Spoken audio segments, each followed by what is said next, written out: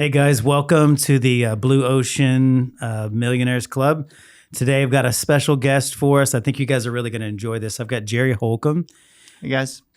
So Jerry, man, thank you for coming on the podcast. Thank you for inviting me. Yeah, it's good to meet you today you for too. the first time. Absolutely. Yeah, it's like we've known each other forever already. That's right. We're partners in the war crimes called the mortgage industry. Right? Absolutely. Yeah. We're all battered right now, but yeah. That's right.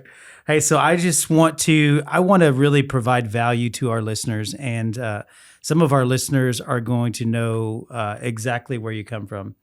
Some of them have been where you are before, and some of them are going to be actually on their pathway to being where you are right now. They're young and they're aspiring loan officers, and we want to give them a pathway to success. So a lot of the goal here with the Blue Ocean Millionaire Club is to actually create millionaires over time with the trade of being a loan officer. It's definitely something that's possible. It's definitely something that's being achieved right now. And with the Blue Ocean's Millionaires Club, we really want to create an environment where someone can log in, listen for 15 to 18 minutes, hear from somebody like Jerry that's doing it, hear from somebody like Jason who's doing it, and gain practical and tactical steps to actually make that happen. So, Jerry, highlight today. Tell me a little bit about yourself. How'd you get into the industry? What how did that happen for you? Okay, so how I got in this industry, I bought homes in the past, had no idea what a loan officer did other than I gave him some numbers and stuff, and then I got a home. My admin, when I was in high-tech sales, her husband was a loan officer, and they came out of my boat, and I'm talking to him. I'm like, what's a loan officer do? And he goes, I help people buy a home or help them refinance to get a lower rate or save them money. And this was back in when the dot bombs came out and nobody was buying tech stuff. And I'm like, how's the time cycle? It's like 30 days or so. I'm like, this is great. You're helping a person get into a home, save them money. It's a big corporation. I was working with Fortune 500 companies. Matter of fact, I worked for IBM designing and developing IBM's last mainframe water-cooled computer. So very techie. Yeah. And I'm like, I'd rather help people instead of sitting in the middle of a night in a computer room somewhere. So I took the class and I loved it. It was amazing to be able to help somebody, and you're talking to a person about their life. You're giving them the keys to their home. You're not just making another application or making something else changing into a tech side that really nobody cared about. Yeah. So to have that position where I was able to help a person and a family have a place to make dreams was just so much more enjoyable. Now every year we go through this is a roller coaster ride when you're in this business. Yeah. So it's learning how to ride the waves of this and understand what it is that changes, because in every market, there's something that's positive that you can go with, and even in the up markets or the down markets, you got to learn how to meet that goal so that you stay into the stream. The one that we're in right now, everybody's really kind of in a fear mode. They don't know where to move because the market is not telling them a good direction. If you listen to the news, it's gloom and doom, right? Would you agree That's that? right, yeah. Yeah, they're like, oh man, the market's going to crash. House prices are going to crash. Rates are high. The rates are high. You shouldn't be. Look, we had 2s and 3s before, right? This is what they're all hearing, and people are looking back for that, the 2s or 3% rate, and they're thinking that when the rates do go down, house prices are going to go down too and still crash out, and they're going to get a great deal and a great rate. And I don't know about you, but in my experience of 22 years of doing this, that doesn't happen. It doesn't, yeah. Yeah, I mean, if we look at this, every cycle, when the rates go up, house prices do drop a little bit. When rates go down, house prices always come up. It's supply and demand. I mean, look at when eggs were, having problems, the price of eggs went up, right? That's right. Yeah. Have the price of eggs gone down? No, but people are still buying a lot of them, and there's a lot of eggs on the shelves, right? So it's really just learning how to be able to help people that are looking for a home that needs one instead of paying somebody else's mortgage called rent.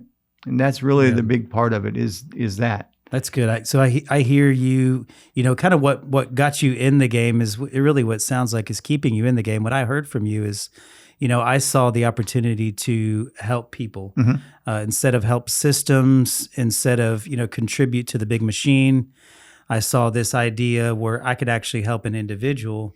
And it sounds like to me that's something that is still a driving factor in the way that you operate your business. Would you say, is there a tip for success hidden behind what you're talking about there of just focusing on helping people?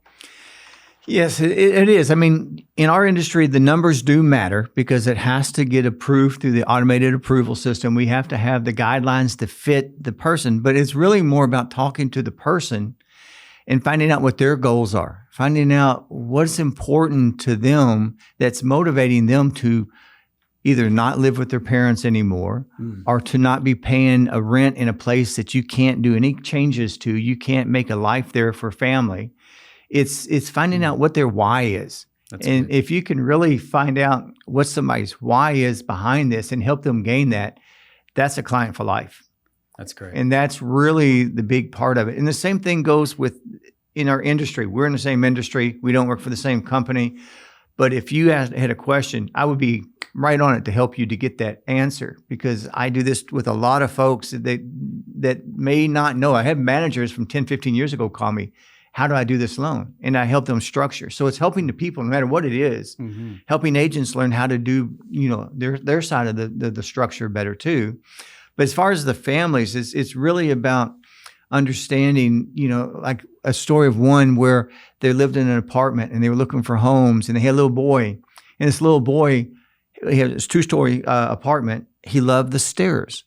Well, the agent was showing him all single stories, because that was really what they thought. And I'm listening to him, I'm talking to him, I said, they need a 2-story because this boy wants stairs to go up and down and climb and do all that kind of stuff with. And they started looking at different houses and they found a house and now the family just loves it.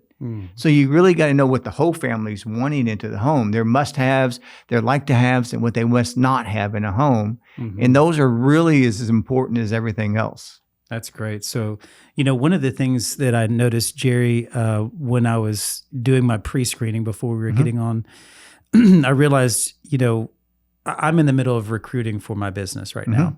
And so I look at a lot of loan officers and I look at their production, I look at their average production, and just, so you guys know, Jerry is someone that does above average production. So he's closing more than the average loan officer that's out there. And so when you're listening to this podcast, you have something to glean from somebody who's actually doing real business right now and making real money as a loan officer. And so when I ask Jerry for tips and tricks, I want you to listen, because Jerry actually has, you said 22 years in the business, Yes. right? So Jerry has probably seen, like myself, we've seen what it's like to, be on lead generation programs. We've seen what it's like to be a call center loan officer.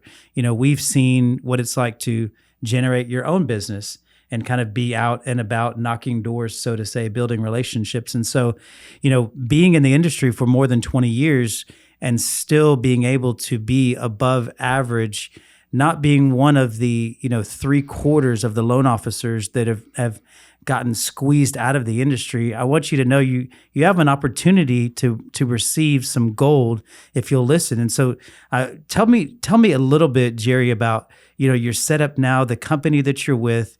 What does it afford? What does this company afford you to do? Because you're here with me Wednesday afternoon, right? You're not stuck in a cubicle.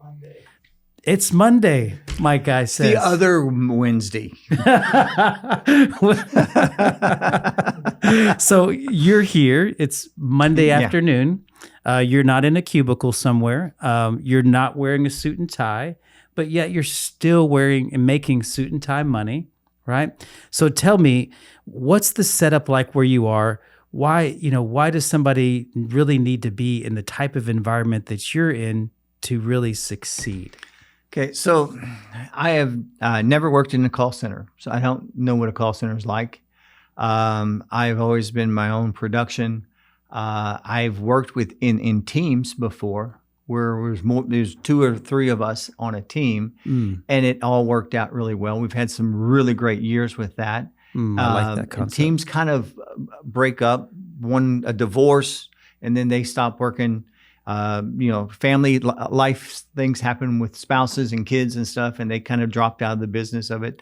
but it's been mostly just how to drive and get and work and find new business out there. And it's a struggle every day. I always say I wake up unemployed every day. My job is to get employed every day. Amen. Yeah, that's So good. if you have that kind of mindset and you understand that your phone is your livelihood, you use those tools. The call I had on the way in here, it was a pretty simple call. I had scheduled an appointment for them for 15 minutes.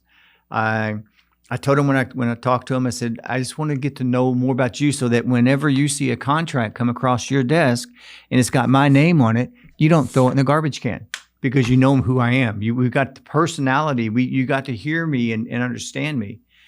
And that is a way to get in, and they go, that's different, right? That's not what, most loan officers are doing. Yeah. And then the one I was talking to before I got here, I said, look, put my phone number in your phone and put Jerry Holcomb Mortgage by it, so you know I'm a mortgage person, so that they can track me up. And I said, I am going to be contacting you through my database so you know who I am. And now that we create a relationship, if there's anything I can ever do for them, let me know, kind of a thing. I have a success rate of about 92.5% of ones that fail. They've been able to get them closed. That's so great. That's the thing is a lot of times they don't know the guidelines. And if you don't know all the guidelines or even know how to ask questions to where maybe they were putting 3% down or 5% down, maybe if they changed to a 25-year FHA instead of a 30, or to a little bit more money down or something, or got a little bit of gift for more reserves. There's a lot of things that can be done to get that to approve. And a lot of people don't know except what it showed when they first run it, and they don't know how to go past that.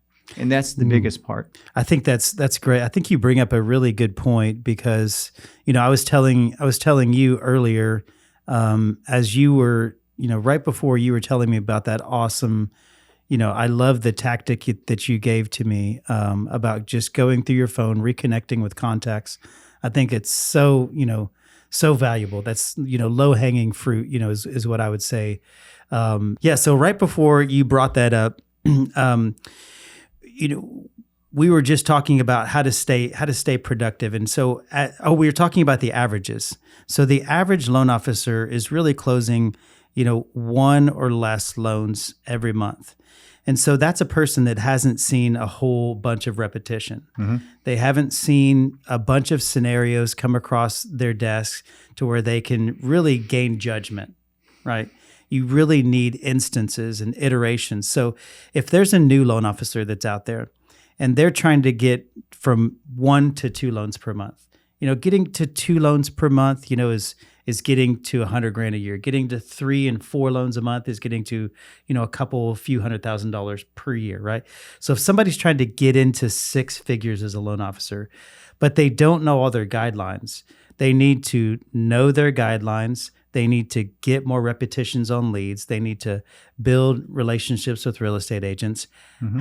How would you, as a young and aspiring loan officer, how would you organize your day so that you can learn guidelines, build relationships with realtors, and get repetitions on pre-approving clients? How would you advise them? Well, that's a lot to unpack. But the first thing is, this is back a long time ago. I read every guideline from FHA to VA to the conventionals, Freddies and Fannies, and Alt-A's, back when the Alt-A loans, right? And then they changed so much, and technology got now to where I don't need to do that. I have a system called ChatGPT. Yes. I have other systems to be able to use to get to the guidelines to make sure I'm following it and being square with it, but still go through and refresh yourself on these things. Yeah. So if you got a client, you can plug it in and ask the right prompting for different types of programs, and then make sure it does actually fit that program. Yeah. So that's the biggest thing. And then have mentors. Call people that that's been in the business. I get people call me all the time. How do I do this? Mm-hmm. I went to work with a company and they had a problem on their first file, and I'm sitting with them and I'm looking at it and I'm going, okay, this is what I see. If we do this, we change this, run it again, and we got an approval. And they go, how'd you know how to do that? It's just repetition and understanding, right? Mm-hmm. It's just knowing how to make the numbers work to what the numbers need to be in the system to do it. Now, the ones that can't qualify now does not mean that they can't qualify down the road. So don't throw them out. Keep them. Let them know that. Give them hope. That's one thing my wife said. She had a medical practice right down the street from where we are right now. Mm-hmm. And she goes, give people hope. If you don't, why throw them, just kick them out the door is wrong. Yeah. Say, look, you're not ready today. It may take us 30 days. It may take us 30 months. I don't know. It's a person. But give them a game plan, that you don't lose 200 pounds in a week. So give them the steps and say, I'm with you. I'm coaching you all the way. I can't do it for you, but I can help you go through each step. I've got a client right now that had very limited credit.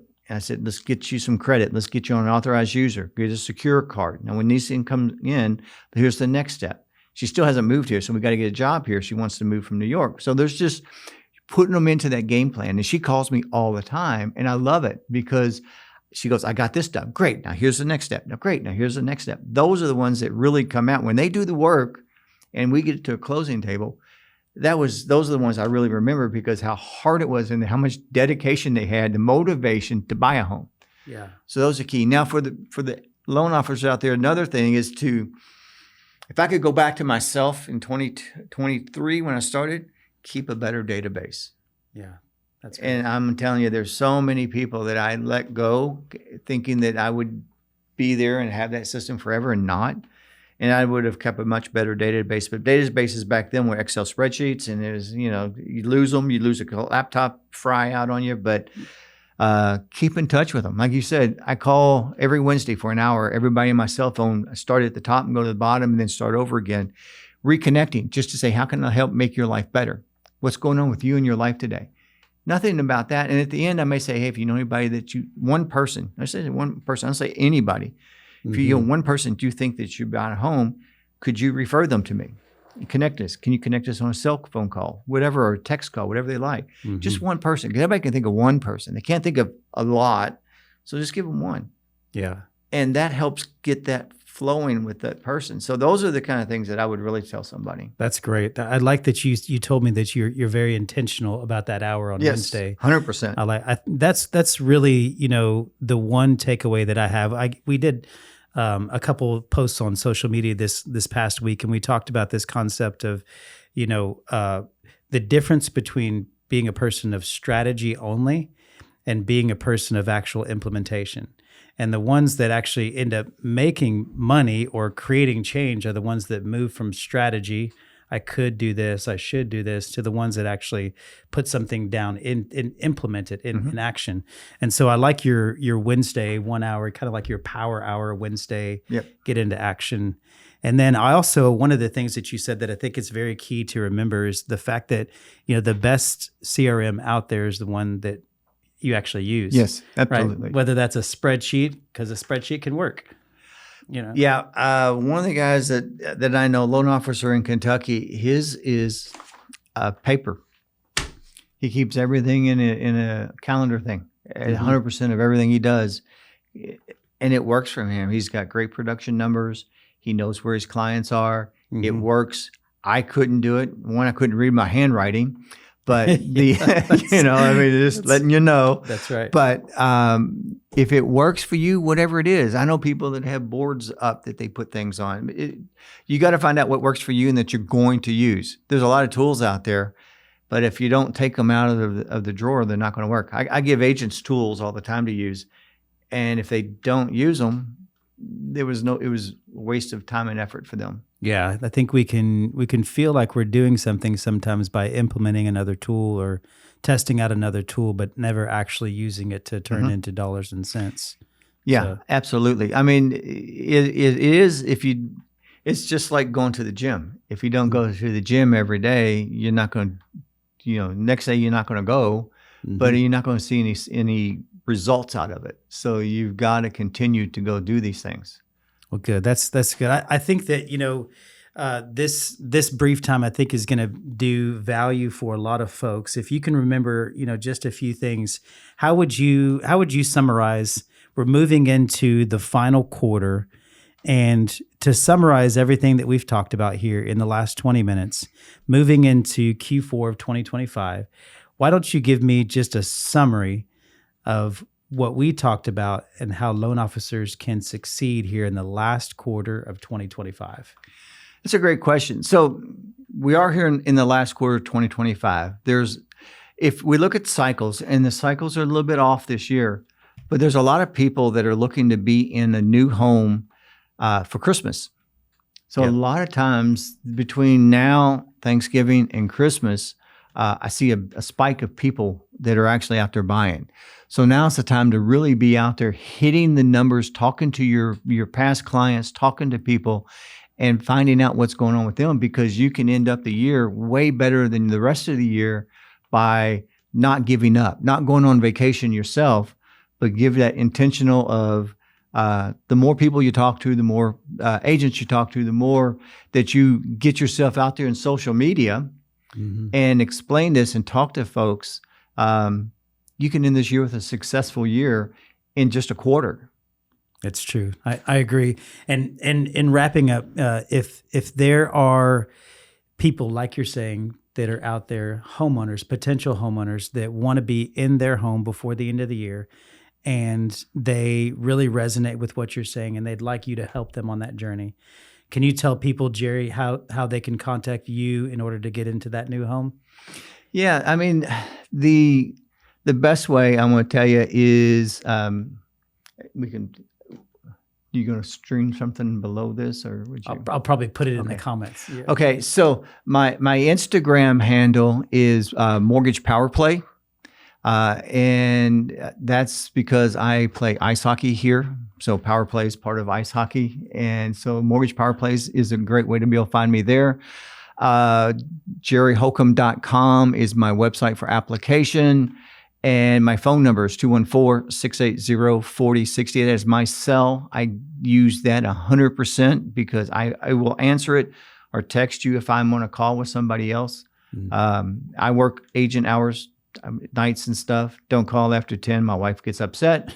But I am available because I want to help everybody. So, and that's why I came on. I really appreciate you for bringing me on here. Of course, yeah. I felt honored that whenever you reached out to me on LinkedIn, because these social platforms do work, folks. You got to work them.